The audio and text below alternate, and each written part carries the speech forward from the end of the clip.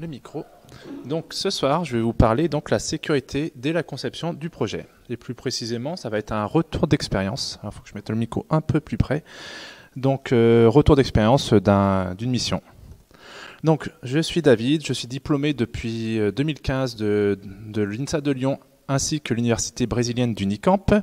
J'ai eu l'occasion de faire un projet de fin d'études avec Facebook sur le projet MIT App Innovator. Et pendant 2 ans, j'ai travaillé juste à côté à Amadeus pour une mission pour Altran.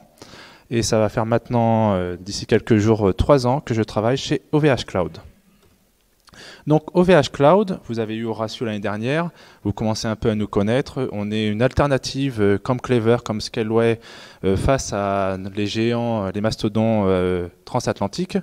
Donc voilà, on a une bonne infra, on est donc leader européen et on a la Secnum Cloud depuis décembre 2020 et on fait partie du programme GaiaX.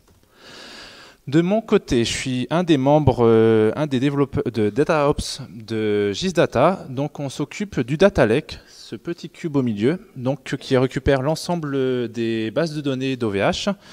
On les met dans le Data Lake à travers cette infra de Kafka. Et donc après, on propose à nos clients internes de pouvoir faire du machine learning, de l'analytique à travers donc, de notre API. Voici pour l'agenda de ce soir, une petite introduction sur qu'est-ce que la sécurité dès la conception. Je vais parler de mon retour d'expérience, quelques conseils et une conclusion. Alors, tout d'abord, est-ce qu'il y a des étudiants dans la salle ? 1, 2, 3, 4. Ok, je vais essayer de vulgariser au maximum. Ça tombe bien, c'était prévu. Mais voilà. Tac, donc, au niveau introduction, pourquoi la sécurité dès la conception ? L'objectif, c'est vraiment d'avoir une résilience. Déjà, on a dans le cloud où on n'aime pas trop quand le service tombe, que ça soit plein de grands comptes, des fois il y a des soucis. Là, on a le cas sur un hôpital à Rennes, à Rouen plutôt, qui ne marchait pas suite à une cyberattaque. Donc, comme quoi, même les hôpitaux doivent être sensibilisés à ces problèmes-là. Et dès la conception, voici un autre exemple. C'est donc Boeing qui a un petit souci d'une fuite mémoire. Donc sur leur 787. Donc le bug se produit au bout de 248 jours. Et pour résoudre cela, comme ils ne peuvent pas rappeler tous les avions, ils demandent aux pilotes de redémarrer l'intégralité de l'avion tous les 51 jours. Donc suite à cette mémoire saturée. Donc voilà, dès la conception, parce que ce n'est pas une fois que c'est en prod qu'on puisse se dire mince, petit souci dans le design. Donc, si on prend la définition de Wikipédia, ça fait partie du domaine logiciel. C'est aussi associé à Privacy by Design. C'est quelque chose qui donc a pour vocation d'être robuste. Faut résister aux attaques connues et inconnues. Et donc, comme on disait, en prévision des vulnérabilités, c'est du début jusqu'à la fin. Donc, même le cycle de vie de votre application doit être pris en compte. On voit très bien Orly qui a eu un souci maintenant il y a quelques années, où c'était leur système météo qui est sur Windows 3.1 qui a fait planter tout le décollage des avions parce que le système ne marchait plus. Donc c'est vraiment jusqu'au décommissionnement de votre produit qu'il faut penser sécurité. Si on regarde de l'autre côté, chez nos amis américains, voici une des slides que j'ai récupérées, donc qui parle de cet aspect de mettre la sécurité dès le début. Donc dès le développement, la QA et après la partie Ops, la partie prod. Donc c'est vraiment avoir quelques étapes où on se pose les bonnes questions au niveau sécurité. Donc il y a le lien, si vous voulez consulter cet article qui est assez grand, c'est un grand PDF de la défense américaine qui parle de ce sujet-là. Donc parlons, il était une fois. Il était une fois, donc dans le Data Lake, toujours le même périmètre, et un petit ticket. En tant qu'administrateur, en tant qu'utilisateur du Data Lake, je veux que mon Data Lake, mon service soit tout le temps up. Donc avec de la redondance, ça c'est pas un problème. Mais pour cela, il faut que je sauvegarde régulièrement la configuration ainsi que la base de données de mon Kerberos, qui est mon système d'authentification dans le Data Lake. Le Data Lake étant sécurisé, il faut s'authentifier en tant qu'utilisateur. Et donc c'est ce système-là que je dois sauvegarder. En effet, suite à un audit, c'est un de mes SPOF de mon infrastructure. Et comme on a nous n'avons pas les ressources nécessaires pour faire du achat sur Kerberos, il est demandé dans le ticket de faire ce backup. Donc Kerberos, Kezako, surtout pour les étudiants, c'est quelque chose qu'on ne voit pas très souvent. Donc c'est un projet open source du MIT, voilà, pour s'authentifier et pour pouvoir interagir avec différents services du data lake. Pour faire plus simple, on va prendre l'exemple d'un parc d'attractions. Vous voulez profiter de votre parc d'attractions, bah pour cela, il faut un billet. Donc il faut s'authentifier, donc venir avec, faut payer le billet, il faut venir avec sa carte d'identité, et là on reçoit un ticket. Et c'est ce ticket-là qui va permettre de bénéficier de tel ou tel service dans votre parc d'attractions. Néanmoins, c'est dépendant par rapport à vos droits. Donc un utilisateur plus jeune ne pourra pas aller faire la Grande Roue ou les montagnes russes. Donc c'est vraiment cette notion de droit aussi. Donc c'est votre ticket. Kerberos, il est un peu comme ce guichet à l'entrée qui va permettre de vous authentifier et après de profiter pleinement de votre infra. Si vous voulez aller plus loin sur ce sujet, il y a le cours du MIT qui est en anglais, néanmoins très complet sur Kerberos. Ayant que 20 minutes, je ne vais pas pouvoir le passer. Donc, maintenant que j'ai montré le périmètre sur lequel je dois travailler, je me pose la question où je vais stocker cette sauvegarde. Je demande à mes collègues, ils me disent bah, pourquoi pas sur la HDFS, pourquoi pas sur le système distribué. C'est une mauvaise réponse parce que là, comme c'est dans le data lake, bah, si je perds mon Kerberos, je ne pourrais pas m'authentifier avec mes services et donc je ne pourrais pas aller récupérer mon backup. Donc ce n'est pas une bonne réponse. Donc après, au niveau infra, c'est un peu comme Kubernetes, il y a des control planes qu'on appelle des masters. Je n'ai pas un équivalent main, mais bref, c'est un peu cette idée. Et no worker, qui est le data plane. Mais où on peut stocker la donnée en sachant qu'il y a beaucoup de workers. Donc par défaut, on se dit bah, on va stocker ça sur les masters. Donc ça, il n'y a pas de problème. Au niveau des masters, c'est là où je vais mettre mon petit zip contenant la configuration et le backup. Pas de problème. Simplement, comment pouvez-vous sûr que c'est vraiment vos masters? Par exemple, je prends un nom au pif, bah, peut-être OVH-master, c'est mes 3 masters, mais qui vous dit que ce n'est pas un pirate qui a nommé sa machine de cette manière-là pour avoir cadeau le backup avec la configuration et après il peut juste prendre un ticket d'admin et voilà, il se balade sur le data lake comme si c'était la fête. Donc là, il faut se dire bah, quelle est ma source de vérité? Et donc notre infrastructure a été déployée par Puppet Master. Donc je demande à Puppet Master, bah, donne-moi les 3 machines, quelle est leur clé publique pour être vraiment sûr que c'est avec ces machines-là que je communique. Donc je commence à regarder sur Internet bah, comment pouvoir faire du SSH, du SSCP, pour copier mon backup que je viens de générer sur les 3 workers. Et malheur, la première réponse qu'on voit sur Stack Overflow, c'est bah, supprime la sécurité. C'est un problème. Mais bon, étant dans un environnement, ok, c'est un data lake, mais bon, on n'est jamais, le risque zéro n'existe pas. On le voit avec les avions, faut assurer. Donc, je ne peux pas accepter cette première réponse qui est pourtant cochée comme vert, parce que je ne peux pas faire sauter la sécurité, je ne suis pas sûr avec qui j'interagis. En plus, j'avais participé à une conférence donc au FOSDEM qui disait en 2019 que 98% des codes qu'on trouve sur Internet ne sont pas sécurisés. Que ça soit du Android ou du code sur du web. Tout ce qu'on trouve sur Stack Overflow, il faut prendre un pas en recul et être vraiment sûr, voir s'il n'y a pas une petite faille au niveau de la sécurité. Donc ça, c'est ce que j'avais en tête et je me suis dit, bon, c'est pas une bonne idée de faire sauter la sécurité.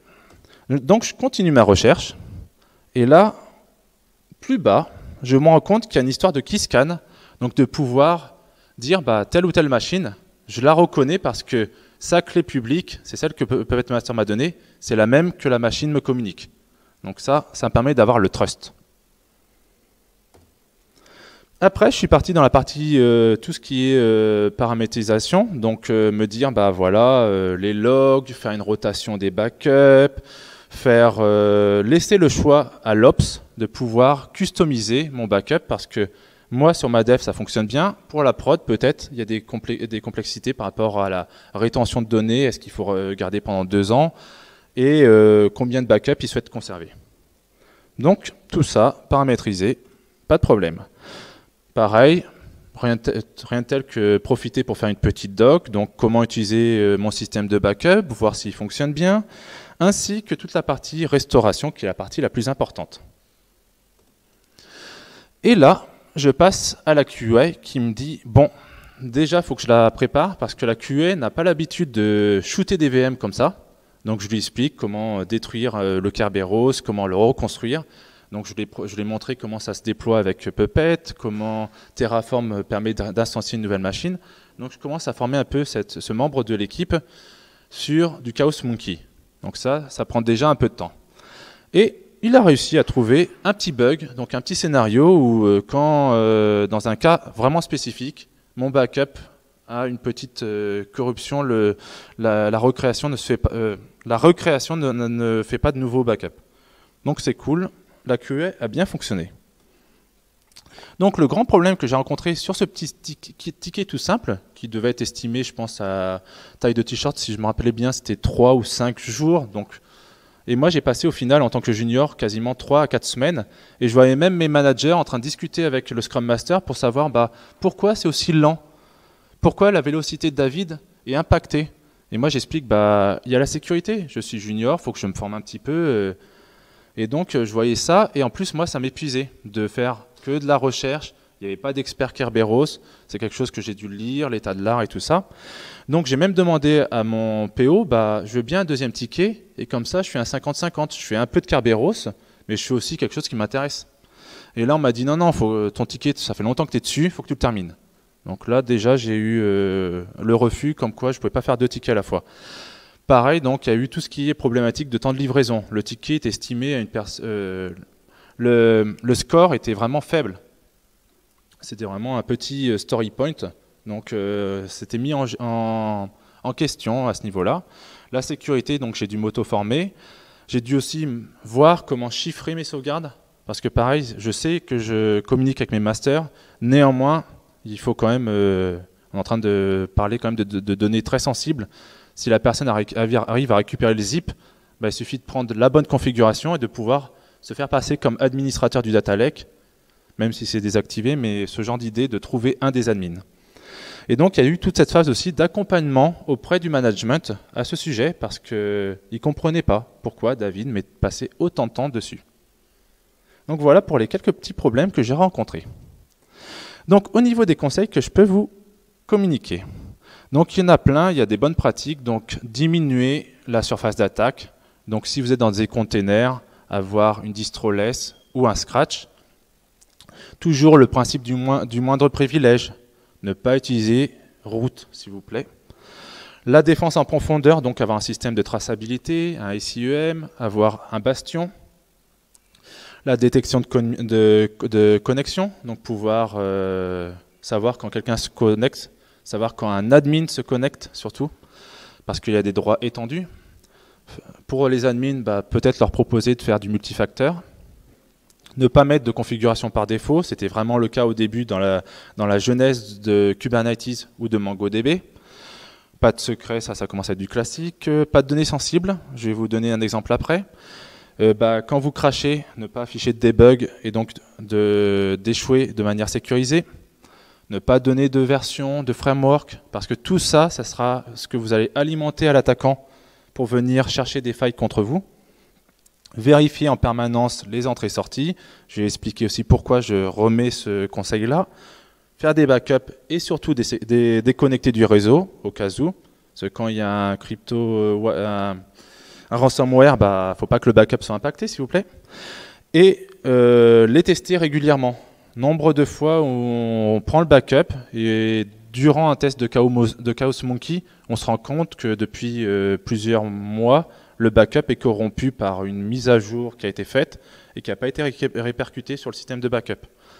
Donc dans l'idéal d'expérience, on avait un système que le soir, il s'éteignait, à 3 h du matin, il wipait tout, il relançait la master sur cet environnement de dev, il lançait les tests unitaires, il lançait les tests end-to-end, il nous envoyait ça par email, et à 8 h du matin, on revenait avec la restauration du backup de la veille.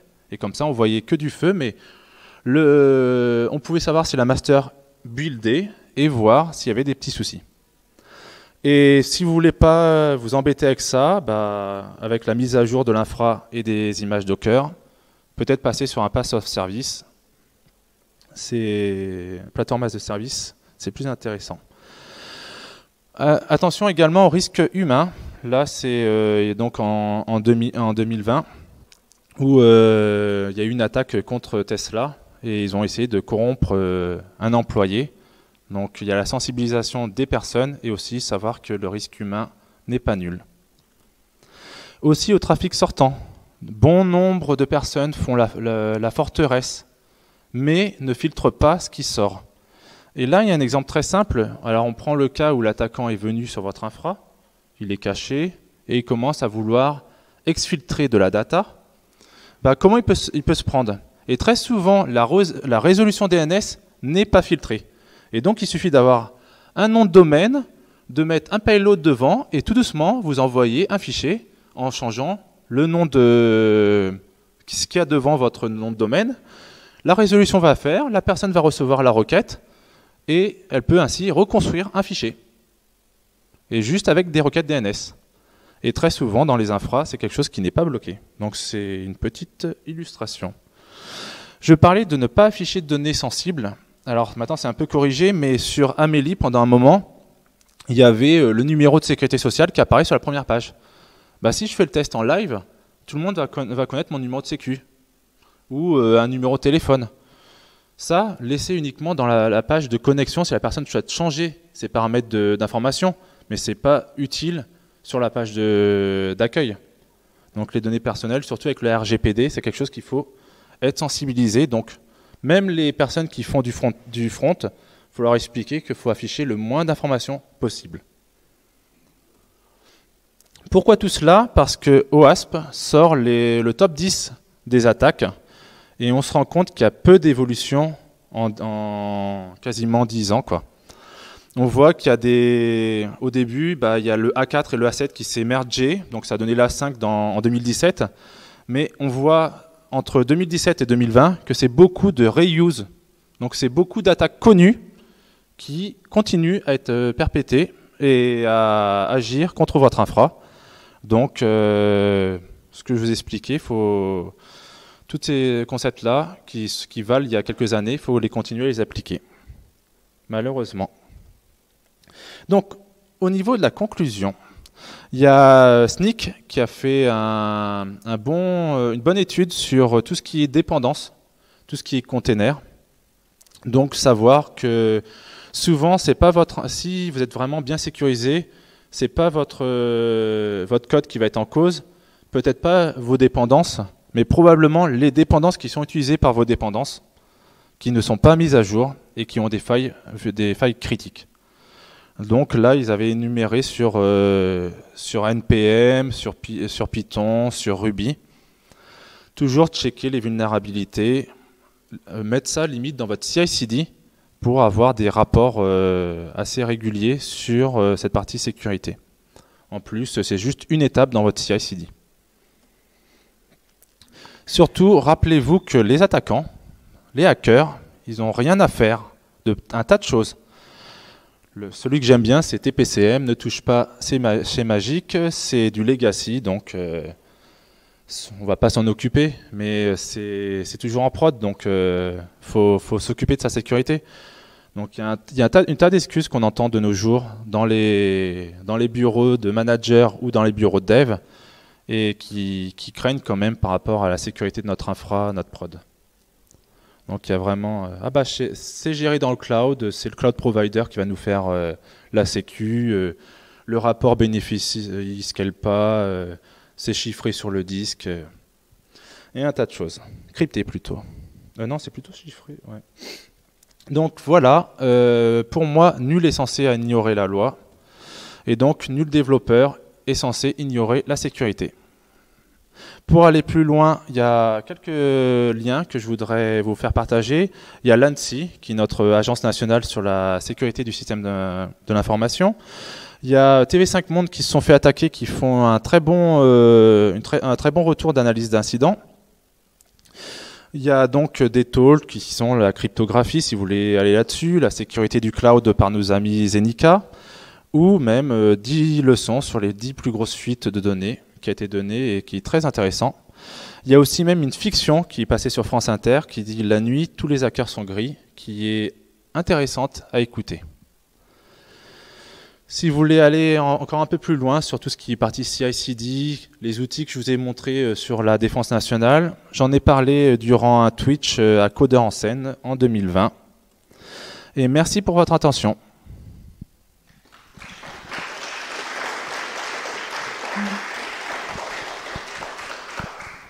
Donc, n'hésitez pas à me donner votre feedback dans le QR code, vu que les QR codes sont à la mode. Et si vous voulez les slides, ils sont aussi dans le QR code. Voilà. Y a-t-il des questions?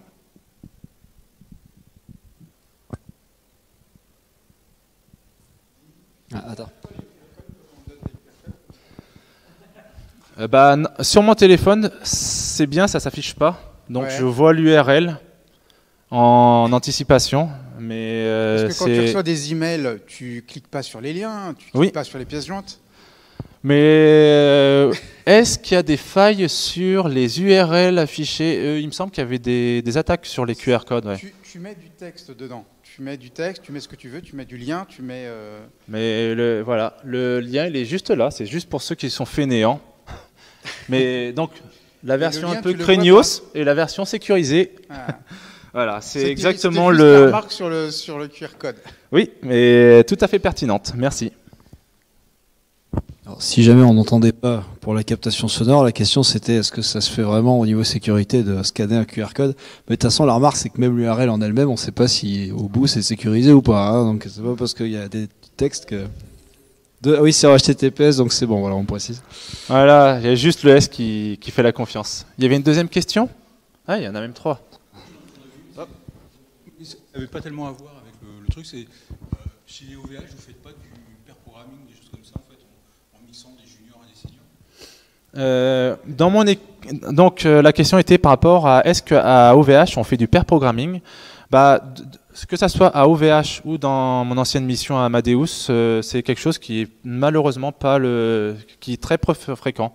C'est vraiment sur des grands tickets avec des grands story points où on investit du temps.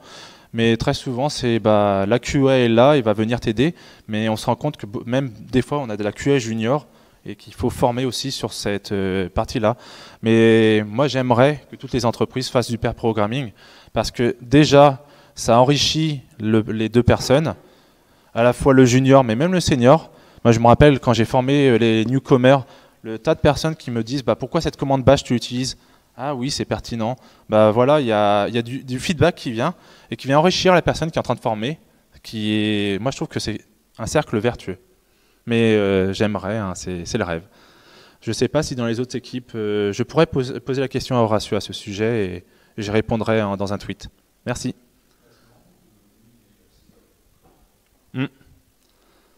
Mais ouais, dans le data lake, dans les deux environnements, malheureusement, c'est très très peu fréquent et c'est uniquement sur les gros tickets. Mais c'est vrai que là-dessus, j'aurais bien voulu avoir de l'aide, mais personne ne voulait faire ce sujet de la sauvegarde de Kerberos. Et moi, ça m'intéressait de partir un peu sur de la sécurité. Surtout qu'on était dans un environnement PCI DSS, donc hyper intéressant pour cette partie-là, de se dire, au moins j'ai travaillé dans un environnement qui a de la certification, quoi. Il y avait une question juste au-dessus, et après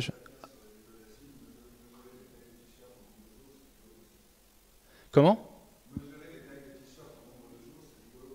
Oui, je trouve. Après, là, dans mon cas, c'est vrai qu'on est plus dans un fonctionnement Kanban, et ils veulent essayer l'agilité. Pour moi, je trouve que le Kanban s'y prête le mieux, mais... Et donc, du fait qu'on n'est pas encore mature, c'est parti là-dessus, sur les tailles de t-shirt. Mais c'est vrai que je ne sais pas si c'est une pratique dans toutes les entreprises, mais je l'ai déjà entendu assez souvent. Oui.